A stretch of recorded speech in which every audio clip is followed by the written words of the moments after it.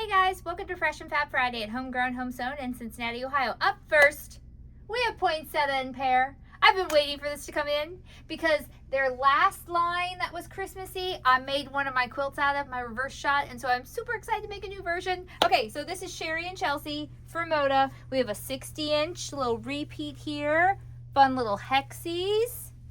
And then you got the greens, you got the pinks, you got the reds, you got the grays, and you got the whites. There is so much versatility here. And I gotta tell you, while yes, it is Christmas, it does not have to be Christmas. And that's what I love about it so much. You could pull out any of these florals and just make them fun florals that go with any of their other lines or super bright, fun summertime things. Brings joy to my heart. Okay, then we have tiny Tidings. Okay, little tiny Tidings here. This is a Robert Kaufman, and we go a little bit darker, deeper here, okay? So you have your, oh, look at that. Isn't that nice? It's almost like a parchment background, and then you have black, and you have buffalo check, and your snowflakes, and trees, all the fun things.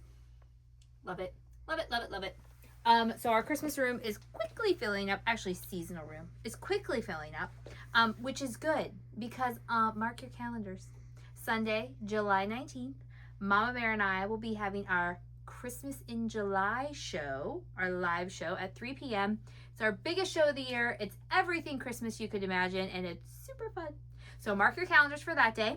And just to let you know, we are off this Sunday. Friday because it's Father's Day. So happy Father's Day to Caleb, the man behind the camera, my dad, his dad, and all you other dads out there that watch along with your wives. That's very nice of you.